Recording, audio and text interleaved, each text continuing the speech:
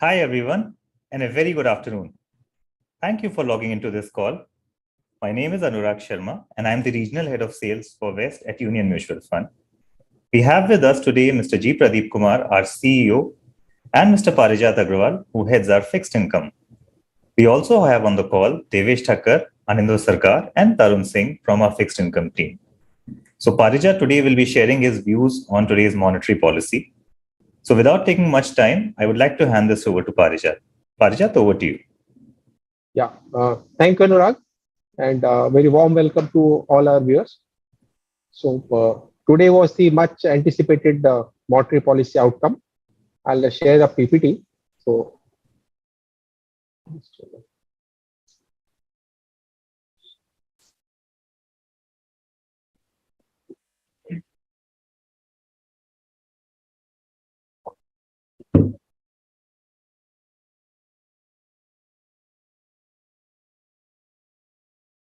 yeah, is it visible now? Yes.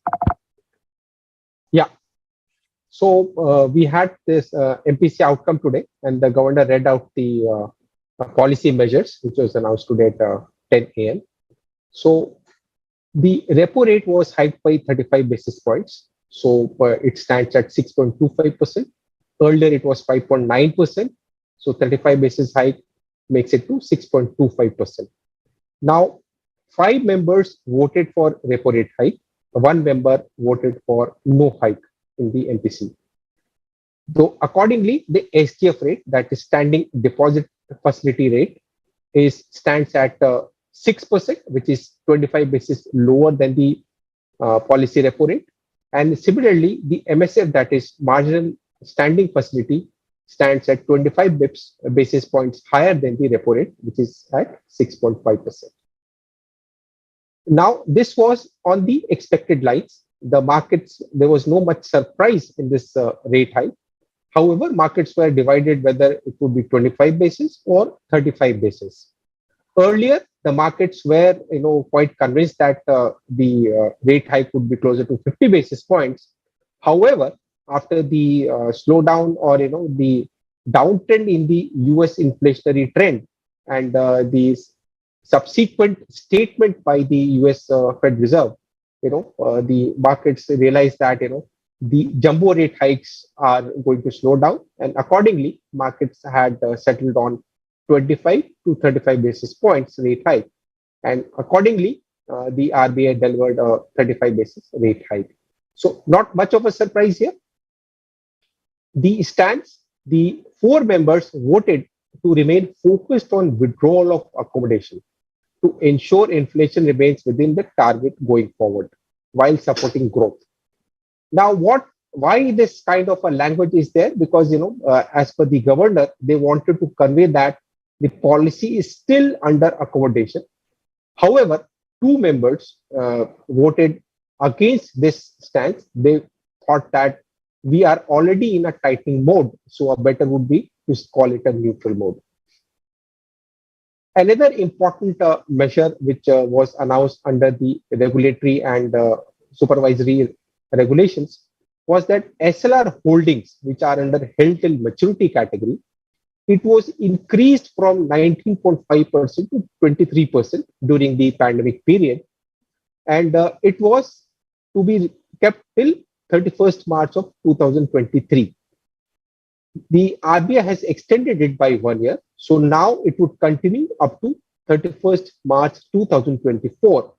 And the HTM limits would be restored from 23% to 19.5% in a phased manner starting from quarter ending June 30th, 2024.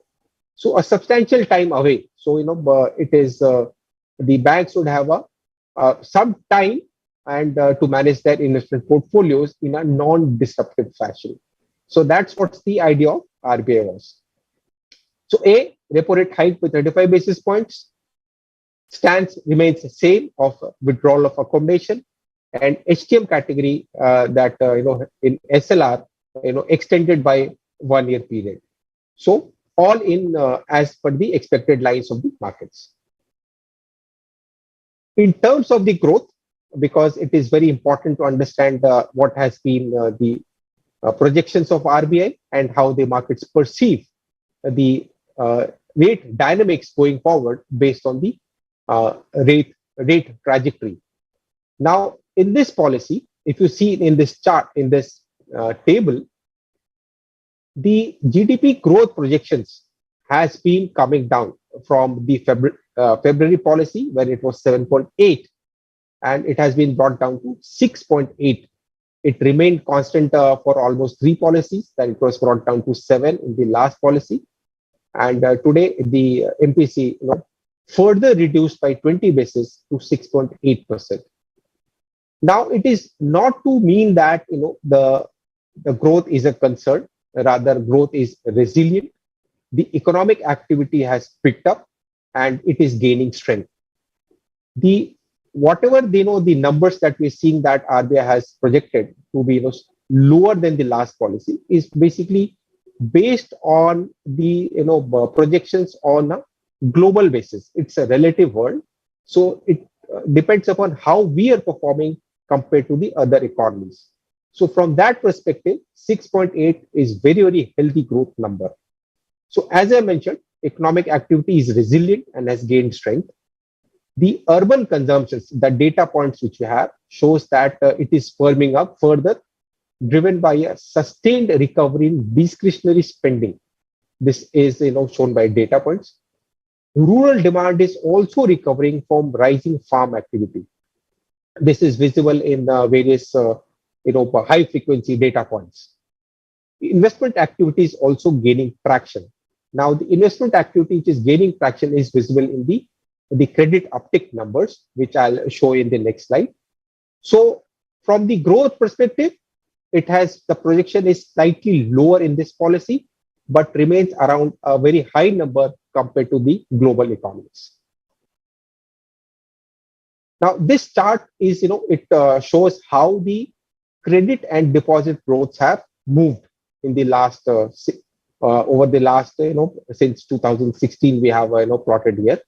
If you see for the last several months, so from a low of 5.8, the credit uptick, the growth has moved to double digits, and today it is hovering around 17%. So definitely uptick in investment activities, which it shows. At the same time, what we see is that the deposits have not picked up. The reason is because the liquidity has been taken away, and normally, typically, what happens is that deposit pickup, it lags behind. Once the rate starts to increase, because the FD rates and other rates takes time to move up, and so it will take some time before it balances out with the credit growth. So the credit growth numbers are showing a healthy improvement. In fact, the data shows that the non-food bank credit rose by 10.6 lakh crore during April to November 2022 versus 1.9 lakh crore last year. So obviously, it is very difficult to compare because last year was almost a pandemic extension period. So yes, the credit growth is a very healthy number, and that's why it is showing in the overall GDP growth numbers. Now, if you talk about the inflation, because it is the MPC's mandate to keep it between 4 to 6%, the CPI inflation has been projections for the full year has been retained at 6.7%. And in fact, if you see in this table, from the February policy, it has from 4.5%, it has moved to 6.7%. And it has remained constant from for the last 4 policy, from the June policy onwards. So the inflationary expectations or numbers has been largely in line with RBI projections, whatever the data points we have seen. In fact, the inflation after touching all-time high started to trend downwards. In fact, in the press meeting, the RBI officials were of the view that the worst of inflation is behind us. That is a very, very positive sign for the rates market. Now, another important factor to note here about inflationary expectations is that the lowering of the hike from the 50 basis to 35 or 25 basis shows a significant change in RBI's inflation expectations. So as it has happened in the other central banks direction, what we have seen is that even RBI has brought down the rate hike from 50 basis to 35. The another could be 25 or it could be a pause. So it definitely shows the inflation expectations are coming down, the projections. Going forward, we believe that the food inflation is likely to moderate because generally during the winter softening it happens. The Rabi crop is generally is bumper, and there is bountiful harvest. But some pressure points would remain. Normally the food is typically very volatile. The prices are volatile because of the climate impacts. There could be unseasonal rain or something can happen. So there are chances that there could be some pressure points. So that one has to keep in mind. In today's MPC or the governor's statement, he highlighted something about core inflation. Now, core inflation is something which is headline inflation, excluding food and fuel. The MPC was little concerned about the core inflation. It remains sticky and elevated. It still remains around 6%, and it's remained at these levels for the last several months. Now, the importance of a core inflation is that it is a component of the overall inflation, headline inflation. Now, if the core inflation remains elevated for a very long period of time, it has a second round impact on the inflation. So that's why the MPC highlighted about the concern about the core inflation being sticky. As per the RBI's projection, the headline inflation is expected to remain above or close to upper threshold. So if you see, in this December policy, the RBI's projection is 6.6% in Q3 of this financial year. It will come down to 5.9 in Q4 of this financial year. Further, it would fall to 5% in first quarter of next financial year, then again picking up to 5.4 in the second quarter of next financial year. What these numbers actually mean is that the inflation is expected to trend downwards, but not in a hurry. So that's what it shows. These projection numbers shows. It would remain elevated, and but within RBI's threshold between 4 to 6, but not closer to the lower band of 4%, where they want the inflation numbers to be. So that would take some time for it to come down. So that's what these projections are actually showing. The near-term outlook is uncertain due to geopolitical situations, what we have seen because of the the war between Russia and Ukraine and the other related issues. And commodity prices have remained volatile. So as I speak to you, what we see is that the oil prices, Brent has below $80 a barrel after a very long time. So it is trading something around $78 a barrel. So again, that shows that inflationary expectations are expected to come down going forward. But yes, it is going to take some time before that happens. Now, another important aspect of rates market is liquidity. Now, the systemic liquidity overall remains in surplus. It is not in deficit, though the abundant liquidity which we had seen during the first half of this financial year has come down substantially. So during October, November, the average total absorption under LAP, what it means is that how much money RBI took away, what was surplus in the system, was close to 1.4 lakh crore. Earlier, it was 2.2 lakh crores in the August to September period. What it shows is that the RBI is trying to keep the liquidity tight. They're taking out the sufficient liquidity from the system because it helps the the transmission of the monetary policy, the tight monetary policy which they want to continue to contain the inflation. However, in the period ahead, we believe that several factors would help the liquidity to remain sufficient in the system, because there could be moderation in currency circulation in post festival period. There could be pickup in government expenditure. There are various factors, and higher forex inflows due to return of portfolio investors, the remittances that we see from the overseas Indians. So that's all various factors which keep changing liquidity on a day-to-day basis. Our size of foreign reserves is comfortable, as highlighted by RBI Governor, and it has increased from 524.5 billion to close to 561.2 billion as of December 2nd. So it is a healthy number, and it would definitely take care of the one concern which we are all worried about, is that current account deficit, because our imports are much higher than exports, and that factor keeps on playing in the policymakers' mind. But with this kind of a reserve, it is quite comfortable, and it can be financed. So another point which the RBI governor highlighted was that RBI would remain nimble and flexible. So they still highlighted that the managing inflationary expectations is their primary job. They'll continue to work on that, and the fight on inflation is still not over.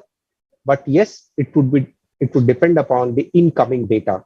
So we have CPI data on 10. The another important numbers are coming by the various other central banks in this month. So based on the incoming data, the further course of action, we can expect from RBI.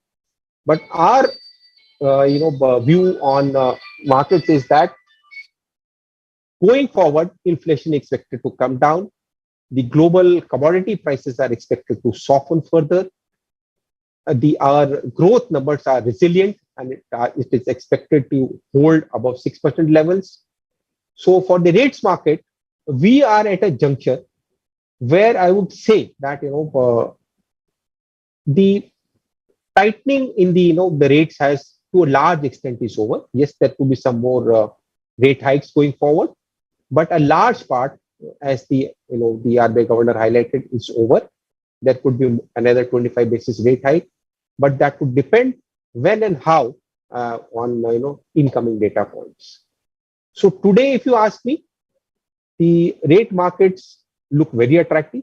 Yields are very attractive, on the absolute term yield levels. So a very, very good time for investors to come in the fixed income products, right from the liquid fund to the long end of a dynamic bond fund or a gilt fund. Now, a liquid fund, what we've seen is that the yields have moved up. The returns from the liquid funds have moved up. It is expected to remain higher because, as I said, the credit uptake is higher and deposits are lower. So obviously, and on another point is that RBI has kept the liquidity tight. So these factors would keep the overnight rates elevated. So obviously, liquid funds invest in up to 3 months paper. So it would remain elevated and would be slightly higher than your policy repo rates. So one can expect some, anywhere around 25 to 50 basis higher than the policy repo rates. As you move up, we have, what we call is a money market fund. So where one invests up to 1 year. So these levels are also elevated because of the same reason, as I mentioned, because of tight liquidity and policy rates to remain elevated, even if the RBI is not hiking further for in the near to medium term. As you move ahead the curve, the longer end actually, are looking very attractive today. The 10-year closed at 7.26. It had fallen to almost 2.3, 7.30. It closed at 7.26. So these levels are very attractive on a longer term basis. One has to remain invested for more than a year and a half, because as and when the inflation comes within the comfort zone of RBI, 4% plus minus 4% plus say 1%, we could see that the softening bias coming in from the policymakers. So that would give you a higher accrual and higher end-to-end gains when the rate starts to trend downwards. So overall, total holding period return would be substantially higher than the fixed deposit products that we have in the market as of today. So in a nutshell, good times to invest in bond markets. So I'll leave it to for any questions and answers. I'll be happy to answer.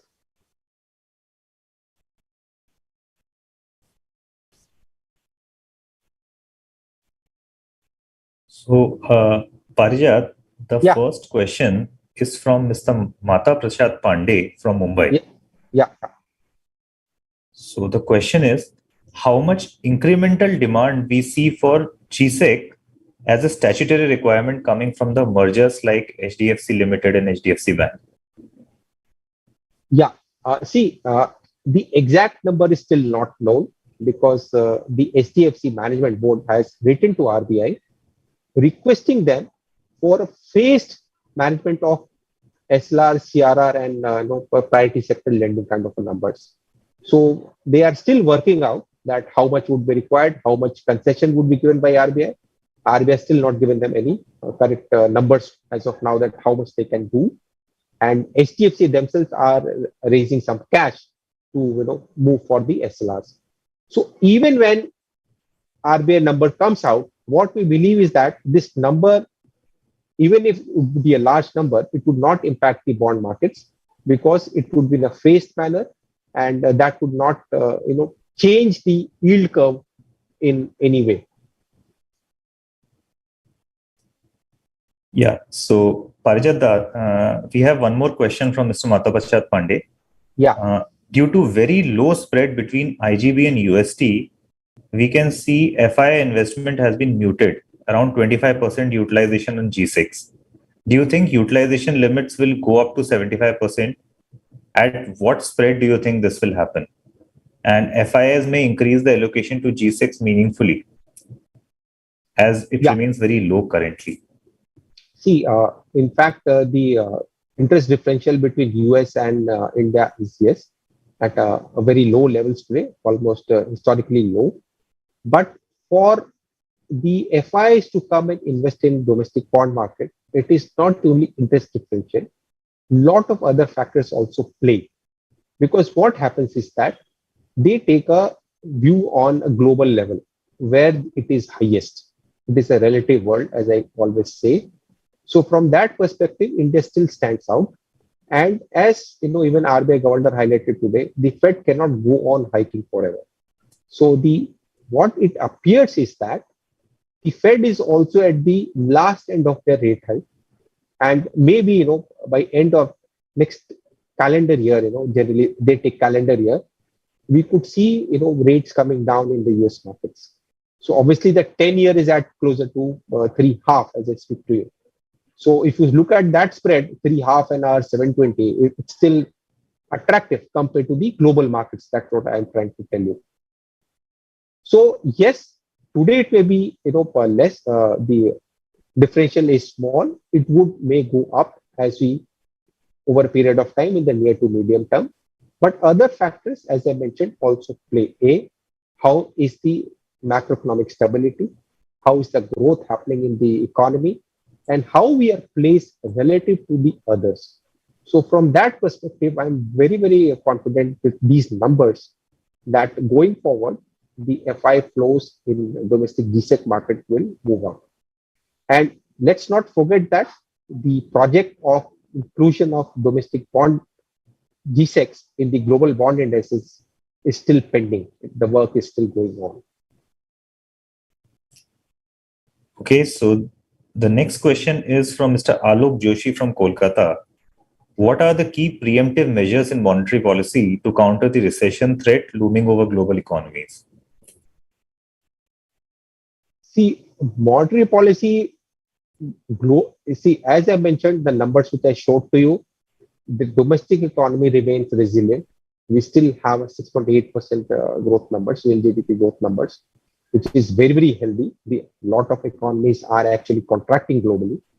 So yes, it would have some impact. That's why we have said that we have seen that from 7.8% has come down to 6.8%. So the domestic economy will continue to do well, because we are largely a domestic consumption based economy. But yes, it would impact on the current account deficit numbers because then our export slows down. So from that perspective, what we see is that having a inflation which is within the RBI's comfort zone is very, very critical to have a long-term durable growth. So anyway, RBI is and MPCs are always on that job and they're doing that. Okay, so the next question is from Mr. Arpit Jalan from Kolkata. Will tempering of interest rate derail the India growth story? What I understand is they mean is that if you hike the rates, are you going to derail the growth? Yes. Yes. There is a balance between growth and inflation or the rates. Now, today's hike of 35 basis points was possible because, what I understand MPC believed that was our growth numbers are still healthy and they can still take this kind of a rate hike, 35 basis. And that's why we have seen that one member, that Professor Verma, wanted to pause and see the impact. But the numbers are very healthy and they have sustained and been resilient. So it has, the MPC was able to hike the rates by 35 basis points.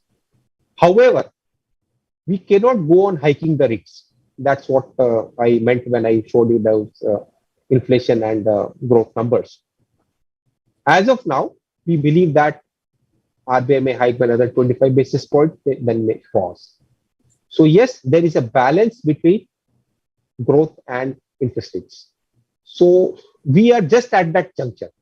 Doing further, obviously, you will have to do it if there is there is some geopolitical situation that you have to manage your currency, then you'll have to do it. But otherwise, we are at that juncture that it can be managed beautifully.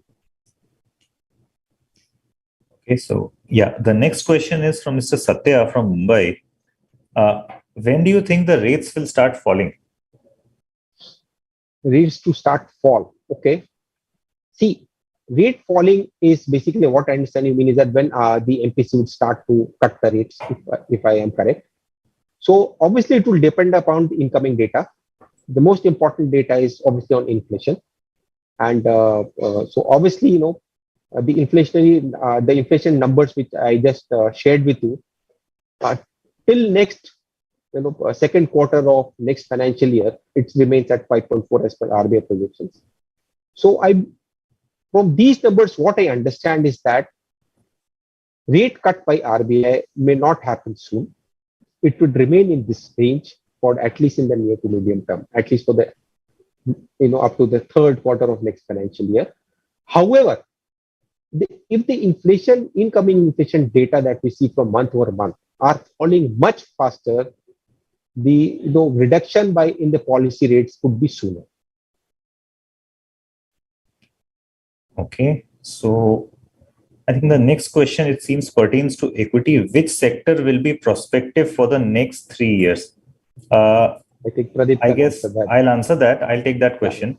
So, sir, given the current valuation, we are currently overweight on consumer discretionary, financials, communication services, and industrials, and we are underweight on utilities, IT, and materials.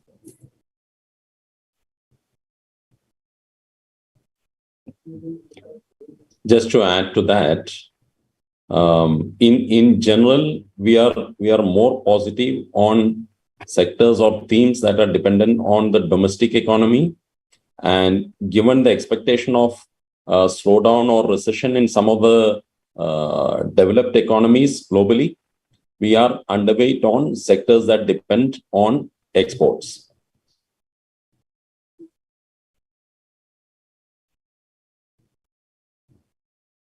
I don't see any more questions.